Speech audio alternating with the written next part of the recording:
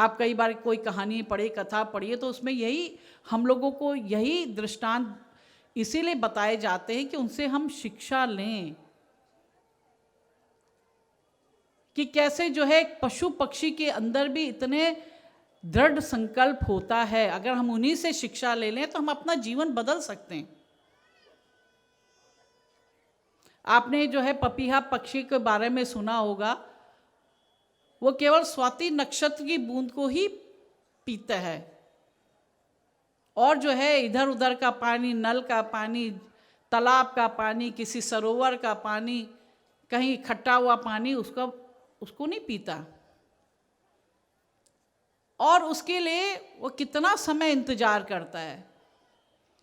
और उसके लिए कहा जाता है कि अगर उसका पानी के बिना अगर वो गिर जाए और किसी सरोवर में, किसी तालाब में भी गिरेगा, तो वो ऐसी स्थिति में गिरेगा कि अपनी चोंच को वो ऊपर रखेगा कि किसी सरोवर तालाब का पानी मेरे शरीर के अंदर ना जाए, केवल स्वाति नक्षत्र की बूंद ही मेरी चोंच के अंदर जाए। तो देखिए एक छोटे से पक्षी के अंदर कितनी दृढ़ संकल्पता है कि अपने प्राणों को गंवा देगा, अपने प्राणों की आहुति दे देगा, लेकिन इधर उधर के पानी को नहीं पिएगा।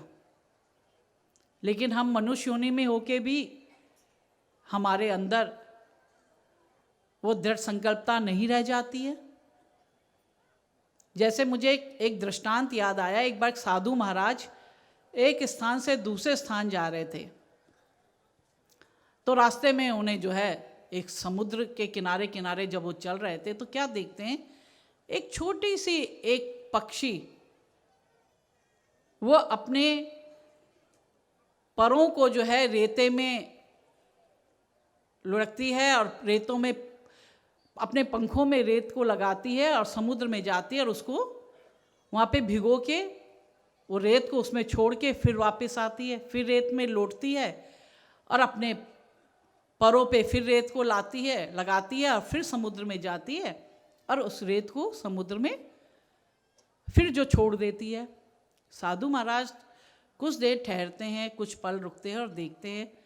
तो पहले तो उन्हें लगता है कि शायद ये जो छोटी सी एक चिड़िया है वो कोई अपना खेल कर रही है कि अपना आती है, रेत लगाती है, उसमें छोड़। लेकिन जब काफ़ी समय हो जाता है तो साधु महाराज भी अपनी जिज्ञासा को नहीं रोक पाते और वो चिड़िया के पास जाते और चिड़िया से कहते, भाई चिड़िया, मैं तुम्हें बहुत समय से देख रहा हूँ, तुम रेतों को अपने पंखों में लगाती हो, फिर पानी में जाती हो और उसको रेत को छोड़ के फिर वापस आती, फिर ये क्रम जो है तुम कितने समय से कर रही हो, इसका क्या कारण है?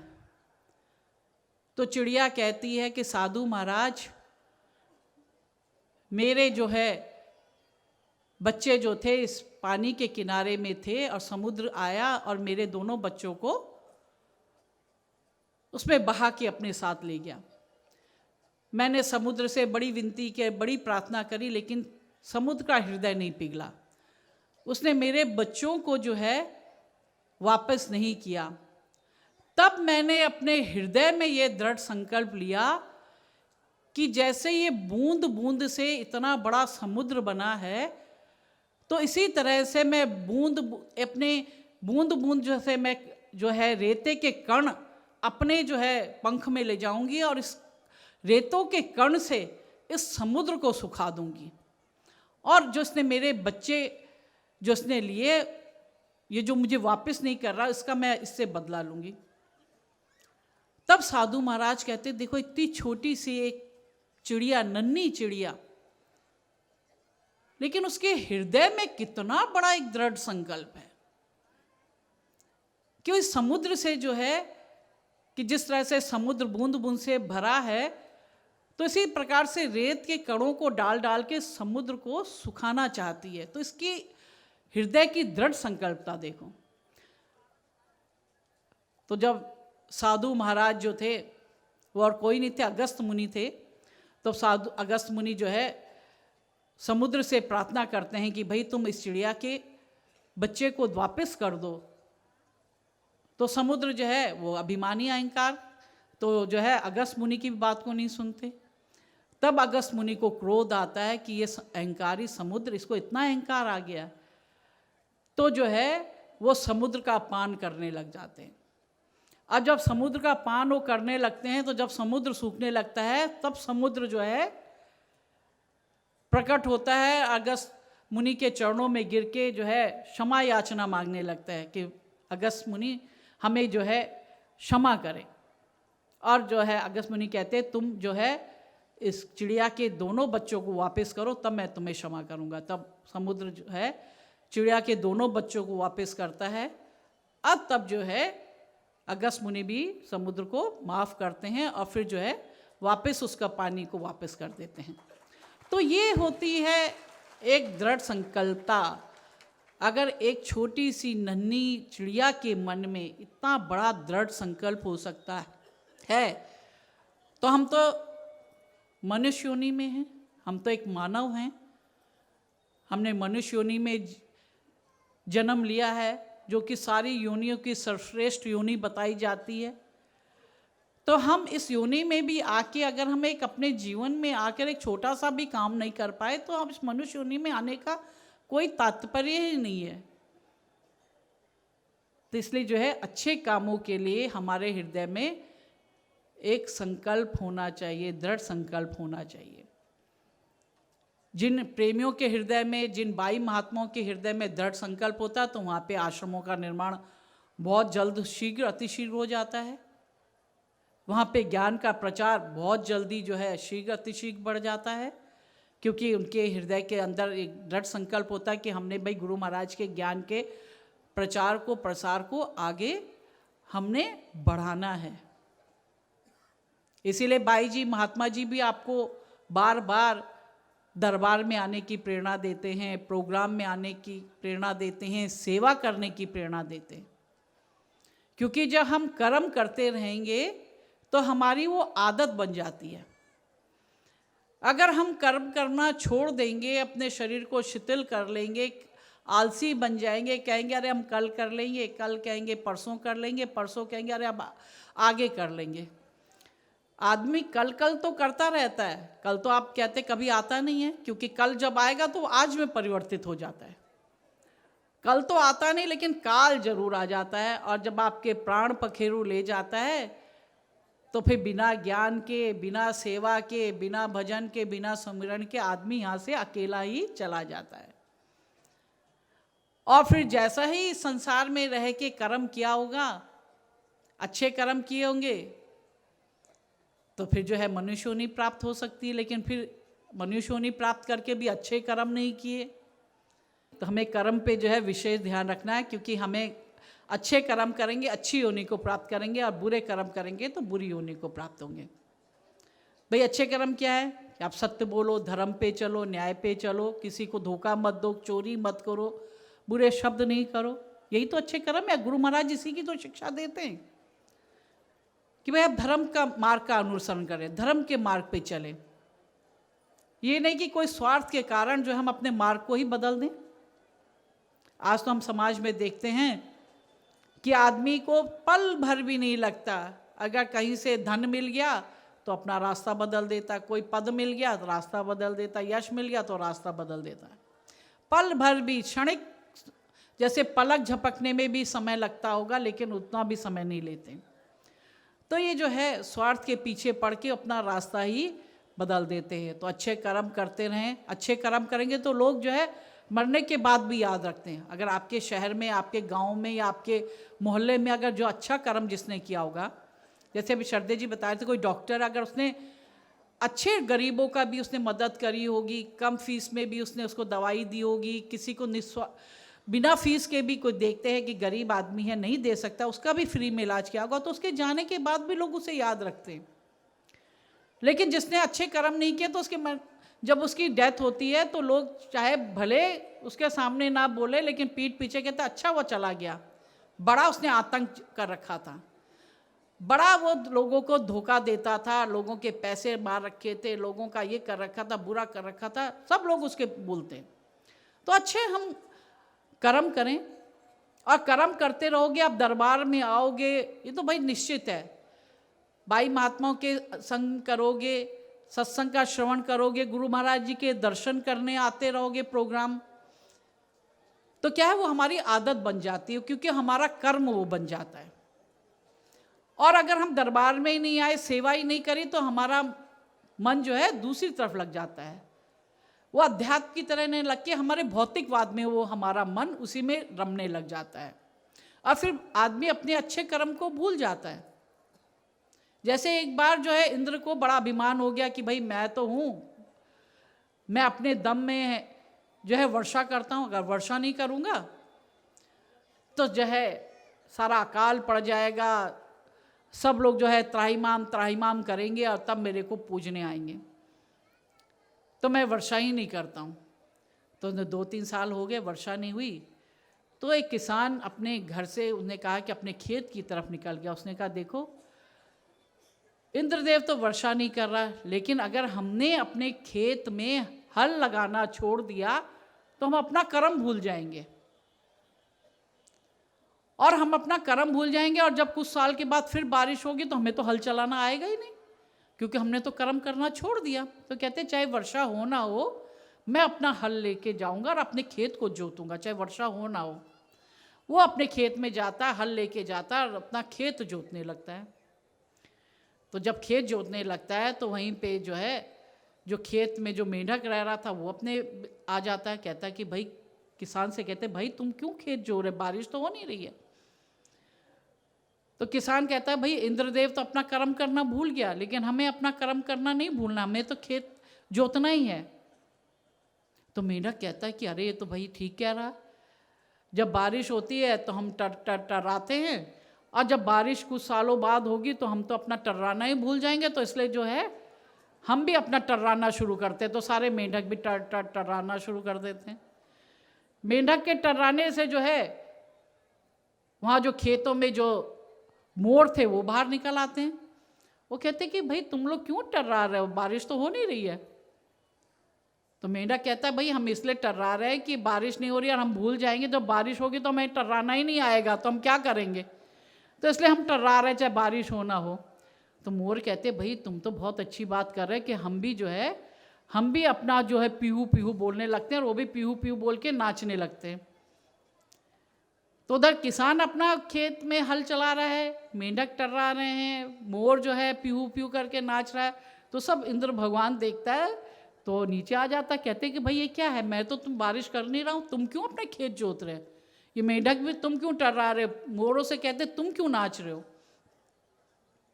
तो किसान और मेंढक और मोर ये कहते हैं कि इंद्रदेव आप तो अपना कर्म करना भूल गए हैं, और कुछ वर्षों तक आप और नहीं करेंगे तो आप भी बारिश करना भूल जाएंगे। और बारिश, क्योंकि अभी तक आपकी जो है महानता है, आपको लोग इसलिए पूछते हैं कि आप वर्षा करते हैं, वर्षा करते हैं, खेतों में जो है अन्न पैदा होता है, लोग अन्न का सेवन करते हैं, नदियों में पानी बहता है, मेंढक टर्राते हैं, मोर नाचते हैं, प्यू प्यू बोलते हैं। लेकिन जब आप ये सब कुछ करना छोड़ देंगे तो लोग आपको पूजना भी छोड़ देंगे।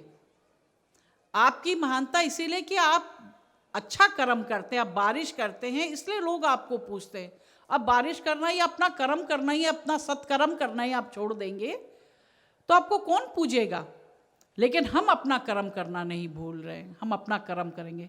तब इंद्रदेव को एहसास होता अपनी गलती का, कहते कि अरे देखो मैं तो अपने अभिमान अहंकार में इतना मस्त हो गया कि मैं ये भी भूल गया कि जो मेरी पूजा किन कारणों से होती है। अगर मैं वो कर्म करना ही छोड़ दूंगा तो मेरे को कौन पूजेगा। तो कहते हैं सबसे बड़ा धन्यवाद, कहते हैं कि आपने जो है हमारी आंखें खोल दी। और तब इंद्रदेव खुल के बरसते हैं, खुल के बरसने से फिर खेत में पानी आ जाता है, नदियों में पानी आ जाता है, तालाबों में पानी आ जाता है, तो सबको जो खुशहाली हो जाती है।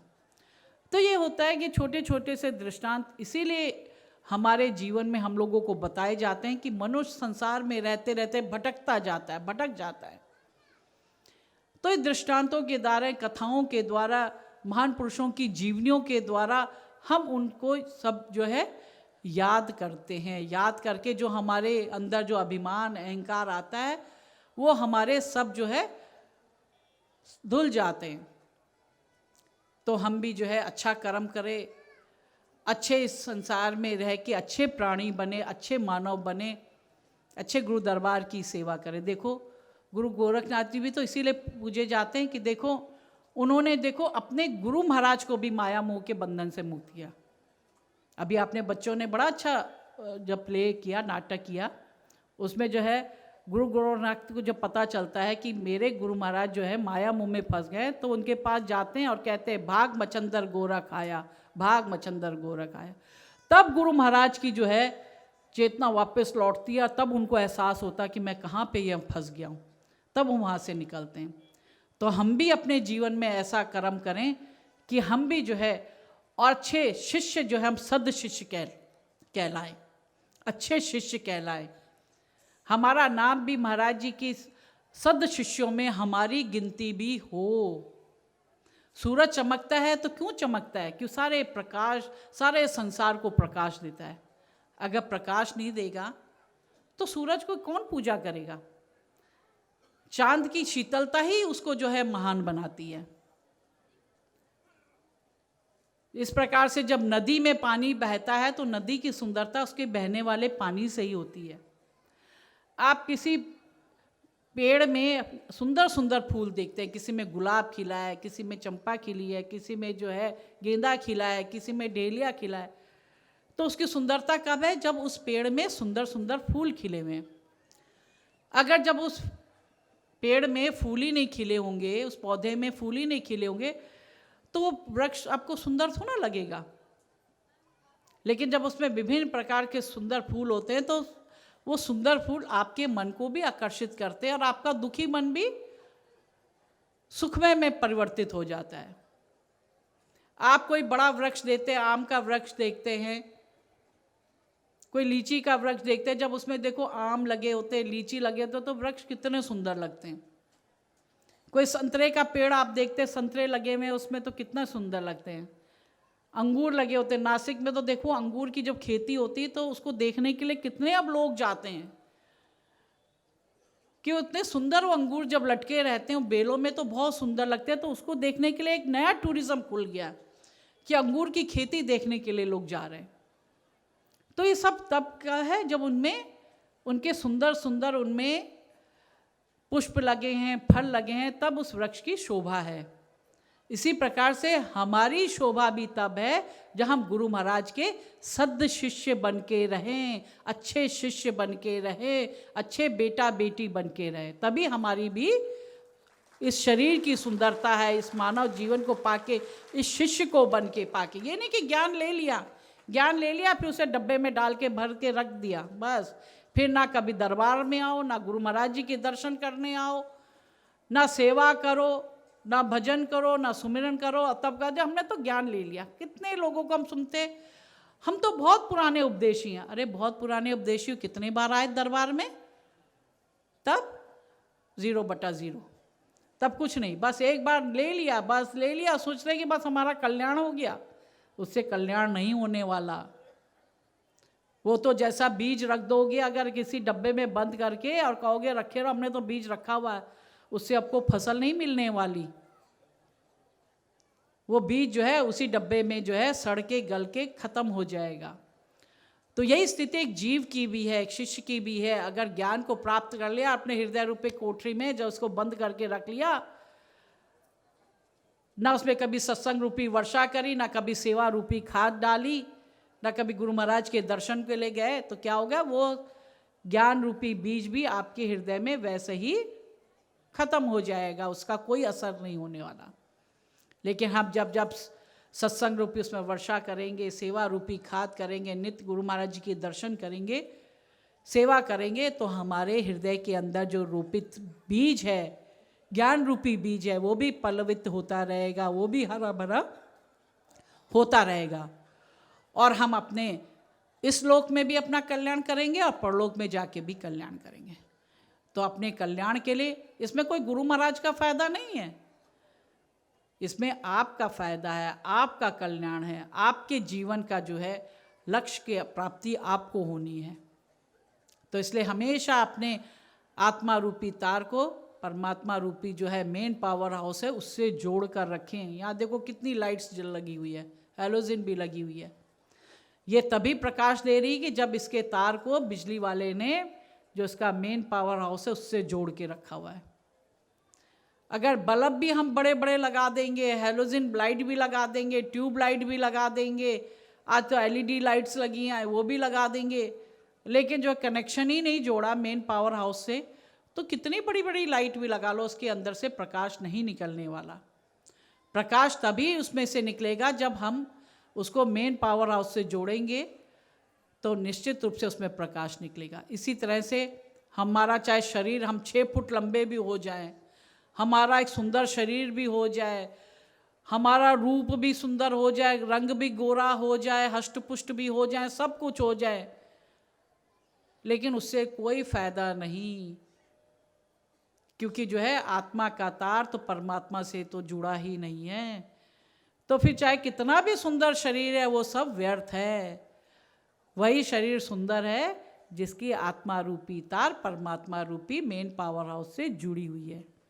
इसलिए अपनी आत्मा की तार को परमात्मा के मेन पावर हाउस से जोड़ो, गुरु महाराज जी से जोड़ के रखो, और जोड़ के रखोगे तो जीवन में प्रकाश ही प्रकाश है, आनंद ही आनंद की अनुभूति है। और जोड़ के नहीं रखोगे तो चाहे जितना भी धन दौलत आ जाएगा, धन दौलत से कोई जीवन में सुख नहीं मिलता। बड़े बड़े राजा महाराजा हो गए, बड़े बड़े धनाढ्य लोग हो गए, तो क्या वो जीवन में सुख पा लिया? नहीं, जीवन में सुख नहीं मिलता। जो असली सुख, शांति, असली प्रेम, असली सद्भाव तो हमें उसे ज्ञान को पाकर ही मिलती है। सच्चे ज्ञानी गुरु महाराज से हमें ज्ञान मिला है, उस ज्ञान के महत्व को समझना चाहिए, उस ज्ञान की उपयोगिता को समझना चाहिए कि कितना बेशकीमती ज्ञान वो आपको मिला है। और ऐसे बेशकीमती ज्ञान को भी पाके अगर हमने उसकी कदर नहीं करी, उसके महत्व को नहीं समझा, तो हमारा जीवन व्यर्थ है। ये जो ज्ञान है, देखो श्री कृष्ण भगवान अर्जुन को कहते हैं, जब वो जो था कुरुक्षेत्र के मैदान में जब वो डिसअपॉइंटेड हो गया, अपने इष्ट जनों को, अपने परिवार को, अपने गुरुजनों को जब सामने देखता युद्ध के मैदान में, तो अपने धनुष बाण को रख देता, कहता नहीं मैं अब लड़ाई नहीं करूँगा, मैं अपने स्वजनों पे कैसे बाण चलाऊँ। तब कृष्ण महाराज जी उसको ज्ञान प्राप्त देते हैं और तब उसको समझाते हैं कि देखो हे अर्जुन, ये ज्ञान मैं तुझे दे रहा हूँ जो कल्प के आदि में मैंने सूर्य को दिया था। सूर्य ने मनु को दिया, मनु ने राजा इक्ष्वाकु को दिया, उसके बाद ये ज्ञान राज ऋषियों में फैला। लेकिन कुछ समय के लिए ज्ञान लुप्त हो गया था, आज मैं वही लुप्त ज्ञान आज मैं तुझको दे रहा हूँ। और जब उस ज्ञान को देखते हैं अर्जुन को, और अर्जुन उस ज्ञान को प्राप्त करके फिर उसके माया मोह सब जो है उसका दूर होता है और युद्ध करने के लिए वो तत्पर होता है, तब वो युद्ध करना शुरू करता है। तो देखो वो ऐसा बेशकीमती ज्ञान जो सूर्य के समय कल्प के आदि से चला रहा वो ज्ञान, वो आज की कली काल में ज्ञानी गुरु महाराज के द्वारा आपको दिया जा रहा है, तो बताइए कितना महान वो ज्ञान है। और उस महान ज्ञान को प्राप्त करके भी अगर उसकी कद्र नहीं करी, उसकी कद्र को नहीं समझा, तो अपने जीवन में कुछ नहीं समझा। आपका जीवन जो है निरर्थक है, वो सार्थक नहीं है। इसलिए अपने जीवन को सार्थक करो, अपने जीवन का कल्याण करो, अपने इस लोक को भी तार लो और परलोक को भी तारो।